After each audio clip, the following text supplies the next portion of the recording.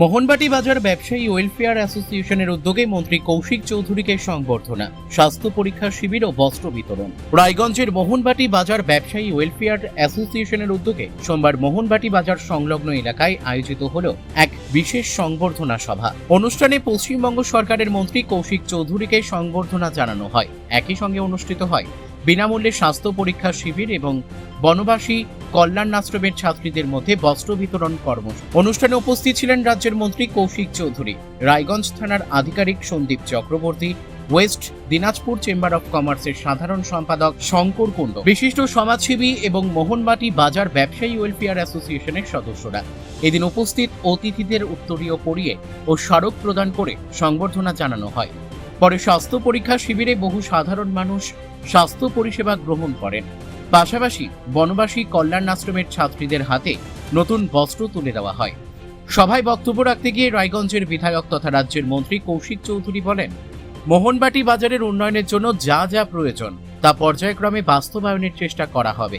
উন্নত মানের শৌচালয় নির্মাণ থেকে শুরু করে বাজারের সামগ্রিক পরিকাঠামোগত উন্নয়নে তিনি সর্বদা ব্যবসায়ীদের পাশে থাকবেন। অন্যদিকে ওয়েস্ট দিনাজপুর চেম্বার অফ কমার্সের সাধারণ সম্পাদক শঙ্কর কুণ্ড বলেন, মোহনবাটি বাজার জেলার অন্যতম গুরুত্বপূর্ণ ব্যবসায়িক কেন্দ্র। বাজারের উন্নয়ন ও ব্যবসায়ীদের স্বার্থ রক্ষায় ব্যবসায়ী সংগঠন এবং প্রশাসনের মধ্যে সমন্বয় বজায় রেখে কাজ করলে আগামী দিনে বাজার আরও উন্নত ও আধুনিক হয়ে উঠবে। সামাজিক দায়বদ্ধতার অংশ হিসেবে আয়োজিত এই কর্মসূচিকে স্বাগত জানান উপস্থিত ব্যবসায়ী ও সাধারণ মানুষ। অনুষ্ঠানের শেষে আয়োজকদের পক্ষ থেকে ভবিষ্যতেও এই ধরনের জনকল্যাণমূলক উদ্যোগ অব্যাহত রাখার আশ্বাস দেওয়া হয়। রায়গঞ্জের নিশীথ সরণিতেই মিলছে ফ্যাশনের সেরা কালেকশন। রায়গঞ্জবাসীর জন্য একদম পকেট ফ্রেন্ডলি দামে এখন ট্রেন্ডি পোশাক থেকে শুরু করে এথনিক কালেকশন সব একসাথে। হ্যাঁ, আমরা বলছি আজকালের কথা। এখানে মিলছে এক ছাদের নিচে পরিবারের সবার জন্য পোশাক, মহিলা, পুরুষ আর শিশুদের জন্য অসাধারণ কালেকশন। মহিলাদের জন্য মন কাড়া শাড়ি, ব্লাউজ আর এথনিক কালেকশন।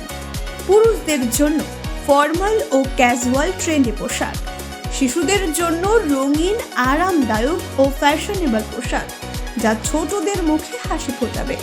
শুধু বৈচিত্র্যময় কালেকশন নয়, এখানে দামের সঙ্গেও পাওয়া যায় নিশ্চয়তা।